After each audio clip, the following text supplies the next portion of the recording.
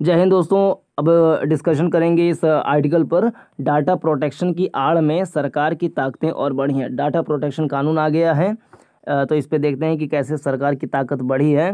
हमारे शिक्षक Desmond redeem, ये जो लिखे हैं डेरेक ओ ब्रायन ने लिखा है, और ये सांसद और राज्यसभा में टीएमसी के नेता हैं। इस लेख की सहायक शोधकर्ता वर्णिका मिश्रा हैं। तो ये लिख रहे हैं कि हमारे शिक्षक डेसमंड रेडन ने मुझे लोकतांत्रिक जिम्मेदारी के बारे में बताया था। पिछले हफ्ते मैंने राज्यसभा में कहा कि सरकार संसद के प्रति जवाबदेह है और संसद लोगों के प्रति। इसलिए जब संसद नहीं चलती तो इसे सरकार को जनता के प्रति जवाबदेही से पल्ला झाड़ने का मौका मिल जाता है। संसद का सुचारू रूप से नहीं चलना सरकार के हित में है। 3 सप्ताह के मानसून सत्र में भाजपा ने 23 विधेयक पारित करवाए। 3 सप्ताह के मानसून सत्र में भाजपा ने 23 विधेयक पारित करवाए। इनमें से कई बुनियादी रूप से दोषपूर्ण हैं। अच्छा, इंडिया गठबंधन के अनेक वक्ताओं ने, इंडिया गठबंधन नहीं कहना चाहिए, उसको INDIA गठबंधन कहना चाहिए, कि अनेक वक्ताओं ने दिल्ली अध्यादेश पर बहस के दौरान पुरजोर तरीके से अपनी बात रखी है। लेकिन दुखद है कि मणिपुर पर संसद में नहीं बोलने की प्रधानमंत्री की हठधर्मिता के चलते इंडिया गठबंधन के दलों को तब वॉकआउट करने पर मजबूर होना पड़ा। देखिए, ये दो मूर्खता है, गधापंथी है। प्रधानमंत्री की हठधर्मिता नहीं, इसमें विपक्षियों की हठधर्मिता है। क्योंकि अलग अलग मंत्रालय हैं, मंत्रालय से संबंधित जो मंत्री होते हैं वो उस मुद्दे पर बोलते हैं। ये जो मामला है मणिपुर का, उसमें गृह मंत्रालय की जिम्मेदारी होती है, तो उसमें अमित शाह जी जो है बोलने के लिए तैयार थे। लेकिन विपक्षी लोग इतना हंगामा कर रहे थे संसद में कि बोलने नहीं दिया जा रहा था, संसद को चलने नहीं दिया जा रहा था। संसद जो कि लोकतंत्र का मंदिर है, वहाँ पे ऐसी हंगामा करना, नारेबाजी करना, और जो सत्ता पक्ष के मेंबर बोल रहे हैं उनकी बातों को ना सुनना, ये लोकतांत्रिक तरीका नहीं है। और प्रधानमंत्री के बोलने की बात है तो उन्होंने अविश्वास प्रस्ताव की जब वो अपना भाषण दे रहे थे तो उसमें उसका उल्लेख 13 से 14 मिनट तक किया था। अभी स्वतंत्रता दिवस के अवसर पर जो उनकी संभाषण रहा है लाल किले के प्राचीर से, उसमें भी एक लंबा संभाषण मणिपुर के ऊपर रहा है। और संसद में प्रवेश करने से पहले भी उन्होंने मणिपुर के ऊपर टिप्पणी करी थी। तो ये हठधर्मिता जो है, ये शब्द लिखना इनके लिए अच्छा नहीं लग रहा है। लेकिन चूंकि ये TMC के नेता हैं तो इनके मुंह से ऐसी मूर्खता भरी बातें सुनना कोई अचरज की बात नहीं है। तो हम सुनते हैं, पढ़ते हैं। जब डिजिटल पर्सनल डाटा प्रोटेक्शन सहित अन्य विधेयकों पर चर्चा चल रही थी, DP एक्ट 2023 यानी कि digital personal data protection act 2023, digital personal data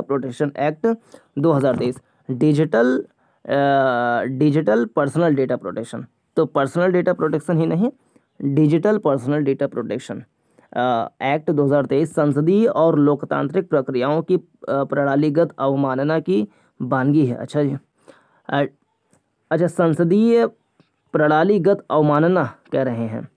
और संसदीय, भाई संसद से ही तो पारित हुआ है ये, और संसद में बहुमत से पारित हुआ है। और संसद में बहुमत में बैठाया जनता ने अगर बैठाया बहुमत से, और वही बहुमत से एक्ट को पारित कर रही है, तो क्या ये लोकतांत्रिक प्रक्रिया का उल्लंघन हो गया है? संसद से पारित हुआ है, संसदीय प्रक्रिया हो गया। लोकतंत्र ने ही, जनता ने ही बहुमत से बैठाया है किसी सरकार को, तो लोकतांत्रिक प्रक्रिया से ही तो बना हुआ है सरकार। लेकिन नहीं, वही TMC का नेता हैं तो ऐसी बातें करेंगे। डाटा की सुरक्षा के लिए कानून 1 दशक से लंबित था। इसमें गति लाने के लिए 2012 में AP शाह द्वारा प्राइवेसी पर कमेटी बनाई गई। 2017 में KM पुट्टास्वामी जजमेंट द्वारा निजता की बुनियादी अधिकार दिया गया आर्टिकल 21 के तहत। 2018 में जस्टिस BN श्रीकृष्ण की अगुवाई वाली कमेटी ने इस काम को आगे बढ़ाया था। तो 2018 में बना था जस्टिस BN श्रीकृष्ण की कमेटी, जो कि डाटा प्रोटेक्शन पर काम कर रही थी। 2021 में JPC यानी कि जस्टिस JPC ज्वाइंट JPC जिसका मैं सदस्य था द्वारा एक रिपोर्ट, ज्वाइंट पार्लियामेंट्री कमेटी कहते हैं, हाँ, 2021 में ज्वाइंट पार्लियामेंट्री कमेटी जिसका मैं सदस्य था द्वारा एक रिपोर्ट प्रस्तुत की गई। 1 साल बाद विधेयक को वापस ले लिया गया। इसके बाद नया विधेयक लोक परामर्श के लिए रखा गया, जो कि DPDP बिल 2022 था। इस लोक परामर्श के तहत केवल अंग्रेजी में टिप्पणियां की जा सकती थीं और उन्हें निजी रखा गया था। सूचना प्रौद्योगिकी पर स्टैंडिंग कमेटी ने संसद द्वारा औपचारिक रूप से विधेयक को संदर्भित किए बिना ही उस पर चर्चा करने का निर्णय ले लिया गया। क्या आपको यहाँ दाल में कुछ काला नहीं नजर आता? कमेटी ने अपने सदस्यों से मशवरा किए बिना ही रिपोर्ट बनाई और बैठक से एक रात पूर्व ही उनसे साझा किया गया। वहीं केंद्र सरकार ने तमाम जांच पड़ताल को ताक पर रखते हुए जुलाई 2023 में विधेयक के एक अज्ञात संस्करण को मंजूरी दे दी। जब मानसून सत्र शुरू हुआ तो लुटियंस की गलियों में इस विधेयक के कम से कम 3 संस्करण घूम रहे थे। पारित किए गए अधिनियम में भी कुछ कम समस्याएं नहीं हैं। एक झटके में केंद्र सरकार ने स्वयं को इस बात के अतिशय अधिकार दे डाले कि क्या, किसके द्वारा और कहां पर कुछ कहा जा सकता है। अब सरकार के पास ये शक्तियां हैं कि वह लोकहित का हवाला देकर किसी भी सूचना तक पहुंच को अवरुद्ध कर सकती है। चूंकि ये लोकहित क्या है इन्हें अच्छे से परिभाषित नहीं किया गया है, इसलिए वह कंटेंट के प्रकाशन और उपभोग पर व्यापक प्रतिबंध लगा सकती है। इससे प्रेस की स्वतंत्रता बाधित होगी। डाटा प्रोटेक्शन बोर्ड भी अब सीबीआई और ईडी जैसी उन संस्थाओं में शामिल होने जा रहा है जिन्हें यूँ तो स्वायत्त होना चाहिए, जो कि स्वायत्त है भी। तकनीकी रूप से तो यह एक स्वशासी डाटा प्रशासन प्राधिकरण है, लेकिन चूंकि इसमें पूरी तरह से केंद्र सरकार के सदस्य होंगे, इससे यह स्पष्ट होता है कि इसे रिमोट कंट्रोल से चलाया जाएगा।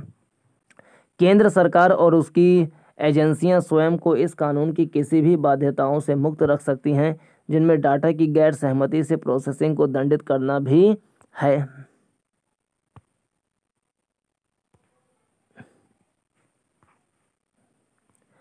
एक ऐसे समय में जब इस बात के रिपोर्ट्स मौजूद हैं कि सरकार के आलोचकों के विरुद्ध राज्य की एजेंसियों द्वारा साक्ष्यों को प्लांट किया जाता है। अरे भैया कैसे आरोप लगाएंगे? यह सोचना विचलित कर सकता है कि इन नई ताकतों का और कितना दुरुपयोग किया जाएगा।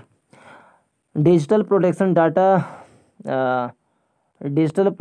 पर्सनल डाटा प्रोटेक्शन एक्ट 2023 पारदर्शिता के सबसे ताकतवर उपकरणों में से एक सूचना के अधिकार को भी अवरुद्ध करता है। इस अधिकार के तहत वे सूचनाएं भी प्राप्त की जाती हैं जिन्हें सरकार संसद में प्रदान करने से इनकार कर देती हैं।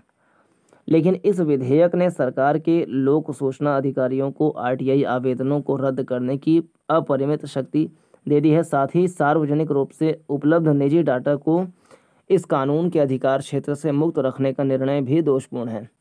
तकनीकी विशेषज्ञ निखिल पाहुआ ने मुझे बताया था कि ऐसा करके सरकार ने राष्ट्रीय सुरक्षा के लिए भी खतरा उत्पन्न कर दिया है। इससे नागरिक थर्ड पार्टीज द्वारा गैर जरूरी प्रोफाइलिंग और निगरानी से अपनी रक्षा नहीं कर सकेंगे। तो ये रहा इस वीडियो का डिस्कशन। पूरा देखने के लिए धन्यवाद। नमस्कार, जय हिंद।